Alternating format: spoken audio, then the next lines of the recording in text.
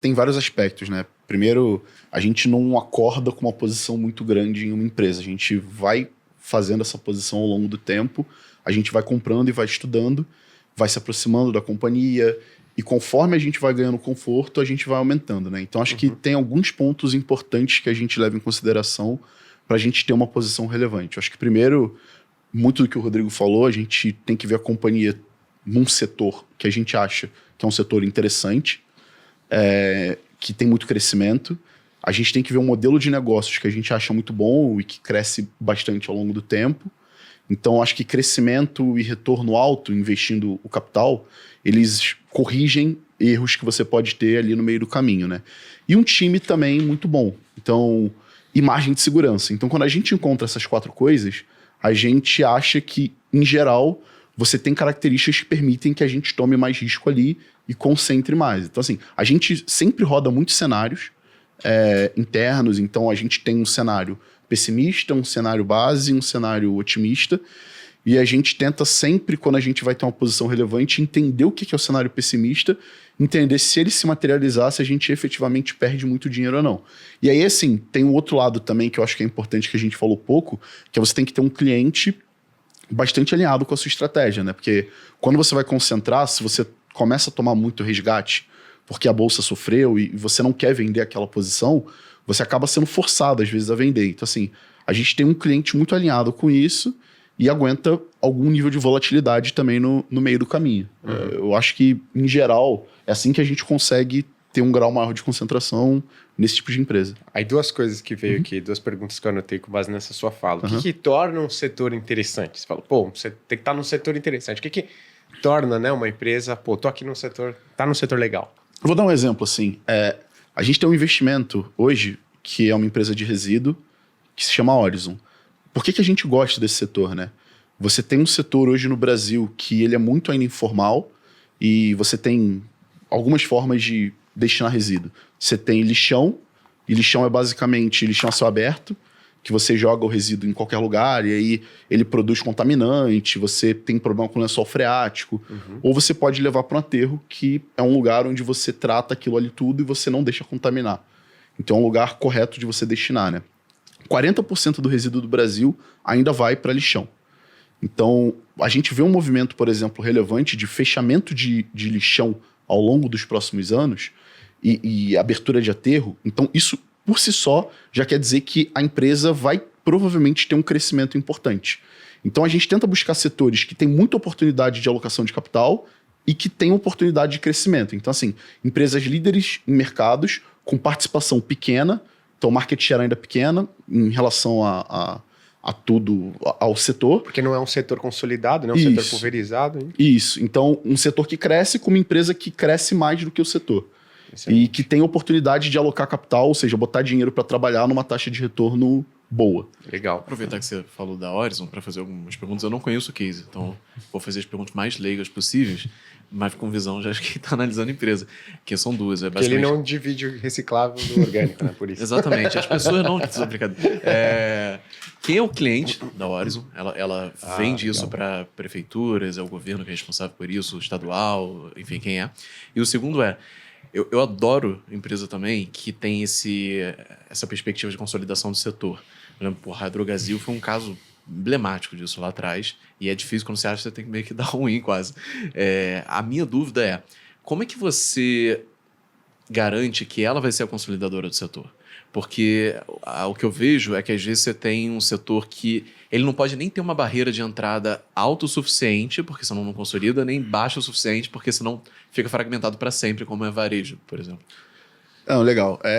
Primeiro assim, o cliente hoje da Horizon são majoritariamente prefeituras, mas também tem alguns clientes privados. Então assim, você tem qualquer produtor de resíduo, ele tem que jogar aquele resíduo em algum lugar, ele tem que destinar aquele resíduo. Então, você tem um aterro sanitário, e aí você tem alguns aterros, enfim, em volta ali do cliente, e ele tem que definir para onde ele vai levar. Em geral, a definição ela é muito dada por preço. Só que como aterro sanitário, você falou bem da barreira de entrada, né?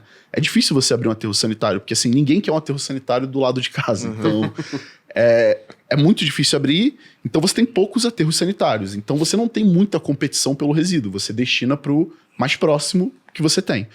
E hoje, majoritariamente, prefeituras têm que jogar isso em algum lugar, e aí a Horizon, ela fecha contratos ali com as prefeituras e ela recebe o resíduo e recebe uma tarifa para tratar aquele resíduo. Então, assim, hoje o cliente principalmente é esse. E aí, sobre a consolidação... Até tem uma coisa interessante aqui, só para adicionar. Aconteceu uma coisa em 2020, 2021, que foi o marco do saneamento, e junto com o marco do saneamento veio a Política Nacional de Resíduos Sólidos, e com essa política veio a obrigatoriedade de todos os lixões serem fechados. Então, na verdade, hoje a gente tem uma visibilidade que é o seguinte, o Ministério Público de cada região específica, ele tem uma pressão contra a prefeitura, de falar, prefeitura, você tem que parar de destinar o lixo para um lixão. E aí, por consequência, a prefeitura tem que se encarregar de fazer isso.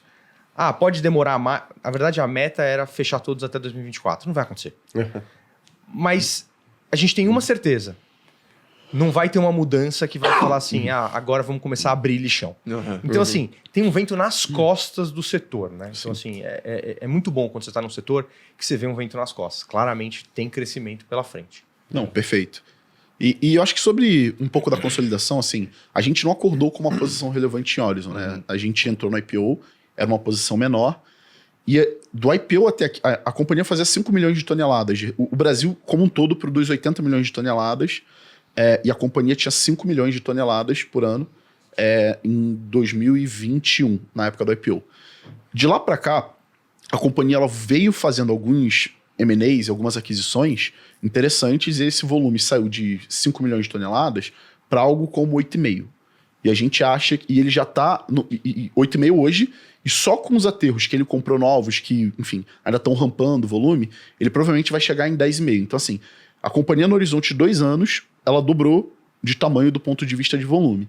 E quando a gente começa a conversar com outros players de aterro, que a gente fala com muita gente, a gente acha que a Horizon está alguns passos na frente em relação não só a como pensar o setor de aterro, mas também como valorizar o lixo, né? Então, assim, você falou aqui de reciclagem, então, como é que eu gero valor com material reciclado? Como é que eu gero valor com gás que o meu aterro produz? Então, eu vou pegar esse gás, vou transformar ele num gás verde, que é biometano, fazer igual o gás natural e vou vender. Então, assim, a gente está vendo ela dando alguns passos na frente, e a gente viu uma execução muito boa ao longo dos últimos 2 anos. Então, assim, a gente foi ganhando conforto ao longo do tempo, por conta desses 2 fatores, de que ela é um grande consolidador do setor. Legal. E aí, deixa eu puxar então isso para um link com outro setor que me parece algumas características similares, que é varejo geral. Calma, galera, que algumas similaridades, não são todas. Mas o que eu chamo de varejo geral é Magazine Luiza, Via Varejo, Mercado Livre, a Amazon, agora são empresas ok. Realmente já vi o link. Agora que eu faço. Mas assim, o que você fala fala quando o cara zoa o entrevistador, né? Pode vir qualquer coisa depois. Né? Agora já era, aguenta, é tudo brincadeira. Mas o que eu falo que é muito clássico desse setor assim, é que você não tem uma diferenciação muito grande. Então, acaba vencendo o cara que tem um custo de capital mais baixo. Porque ele tem algumas características, e agora vem a parte, que é a proximidade, por exemplo, de um centro de distribuição para levar o produto mais rápido para sua casa. A entrega tem um tempo menor, tem muito vendedor, tem muito seller, mas tudo se resume a você ter mais dinheiro para poder investir e construir tudo aquilo. E aí, nessa empresa especificamente, na Horizon que você falou, me pareceu que tem uma característica assim, né? De você, cara, se você tem um custo de capital mais baixo, você consegue fazer mais aquisições e você consegue ter mais aterros do que um cara que tem um custo de capital mais alto. Então, não vejo a diferenciação. Você acha que é? Não, a nossa visão é bem diferente, pelo seguinte, se você olhar o aterro, vamos pensando no que pode ser o EBITDA potencial da companhia na frente, né? A geração de caixa. O aterro, ele é 1/3 do que a gente acha que é a geração de caixa efetivamente dessa companhia, depois que ela pega esse resíduo lá que eu falei, faz o biometano, reciclagem, e ela dá valor para ele. Então, qual é a grande beleza, né, que a gente vê no negócio? Ele compra o aterro até num valor barato, porque tem uma complexidade, de operar, e 2, também de licenciar. Então, assim, ele compra o aterro razoavelmente barato. Mas ele pega esse aterro e ele triplica o EBITDA desse aterro, porque ele está alguns passos na frente de outros caras do setor. Então, assim, o aterro produz muito gás, né? Então, ele canaliza esse gás. Agora ele está fazendo algumas plantas que ele purifica esse gás e ele produz o que a gente chama de biometano. O biometano e o biogás, que são essas duas coisas que ele produz, eles, é o que eu falei assim, eles são hoje 2/3, hoje não, mas assim, futuramente, eles vão ser 2/3 da geração de caixa da companhia. Então, qual o ponto, né? Eu compro um aterro a 4, 5 vezes EBITDA, só que eu triplico o EBITDA desse negócio. Então, na verdade, eu estou comprando a 1,5 vezes, 2 vezes. Então, na nossa visão, a gente acha que ele tem uma vantagem nessa discussão de M&A por isso. Mas tem uma outra discussão também que eu acho que, assim, quando você falou, né, tem a proximidade. E isso, o cara que tem um custo de capital menor, ele consegue ganhar, né? Só que tem uma dificuldade aqui que, assim, é difícil abrir aterro. Você tem um processo de licenciamento que ele demora muito. Ele demora, assim, algo em torno de 6 anos. Eu ia perguntar, a licitação, como é que funciona? Então, tem os dois modelos. Você pode ter uma licitação, que é uma concessão, ou você pode comprar um terreno, licenciar ele de forma privada, e aí o licenciamento que você faz, você, enfim, obtém todas as licenças, o terreno é seu. É uma autorização, né? Isso, é uma autorização. Mas, assim, até para adicionar um pouco, tem uma questão, assim, eu acho que é bem oposto, tá, até essa questão do varejo. Sim. Porque a gente vê um aterro como quase que um monopólio natural. Porque o que é um monopólio natural? O monopólio natural é um lugar onde, quando você tem alguma infraestrutura colocada no lugar, não vai ter uma segunda. Por quê? Porque o custo de implantar um aterro é alto. Se você não tiver garantia de um volume numa determinada região, você não faz resultado suficiente para retornar o capital naquele aterro. Tá? É mais parecido com uma Taesa, então. Talvez até com uma Unipar, que é meio que um regional monopólio. E aí tem um segundo ponto que é o seguinte: então, mas a prefeitura poderia estimular isso, em vez de levar o lixo para um lugar mais longe e eventualmente ele vai perder volume. Ele não vai perder volume porque a parte mais cara da destinação do lixo não é a destinação final do aterro. É o transporte da tua casa até o aterro. O caminhão que vai lá coletar e levar para o aterro é muito caro. Então, esse pedaço faz com que um aterro numa determinada região tenha quase que um mercado cativo do lixo daquela região. Então, uma vez colocado o aterro, ele é um business rentável e muito bom.